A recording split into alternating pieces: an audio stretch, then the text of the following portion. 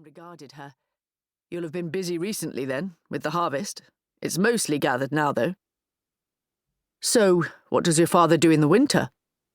"Hedging and ditching mostly," she answered promptly.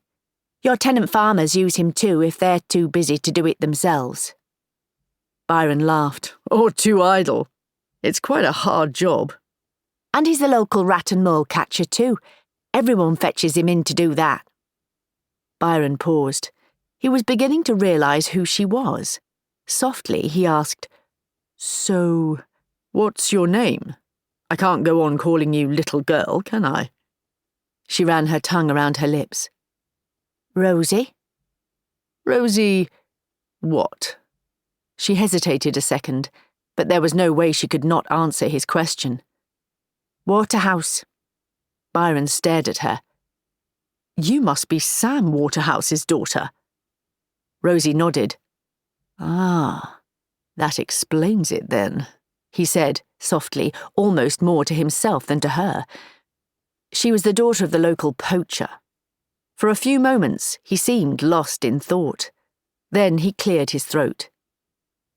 "I'll meet you here again this time next week, and I'll bring you a pole with a hook on the end and teach you how to fish with that." Rosie said nothing.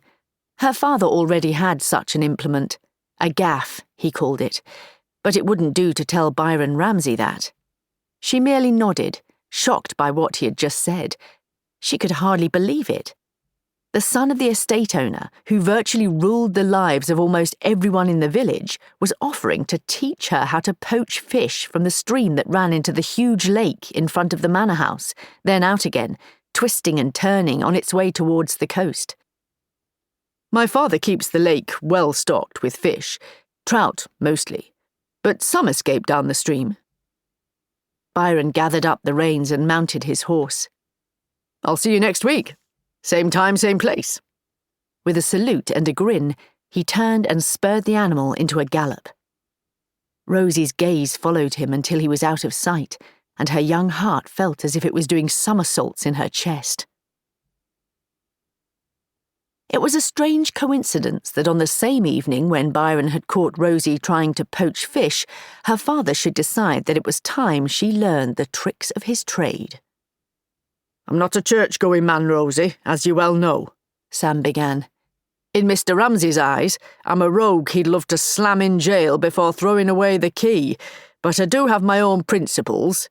I never kill for sport, only to feed ourselves and others in need. And I kill as humanely as possible. I try never to let an animal suffer if I can help it." Rosie regarded him with her piercing green eyes. "But the master kills for sport, doesn't he?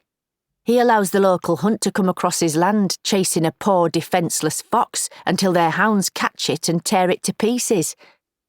And he holds shooting parties every autumn that kill hundreds of birds they've raised specially just to be shot at. And at those times," she added with a tinge of accusation in her tone, "you go as a beater to frighten the birds into flight for him and his gentry cronies to shoot down." Sam sighed. "Yes, I do, and I can't pretend I like doing it, but needs must. I need to earn a bit of money for things we can't provide for ourselves. We live well off the land, Rosie." Like everyone in the village, Sam had a patch of ground behind his cottage where he grew vegetables and rhubarb.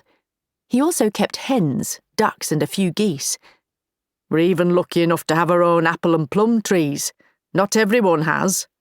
And then there's fruit from the hedgerows and mushrooms in the woods, and I go poaching." "On the master's land," Rosie said softly, her gaze never leaving his face. "Aye, I do, and it's illegal. You've got to understand that.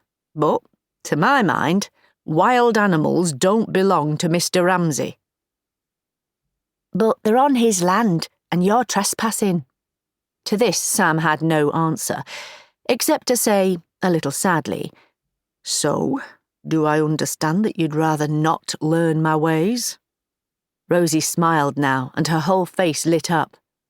"Oh no, Dad. I want you to teach me everything you know." Sam and his daughter lived in the tiny cottage where he had been born.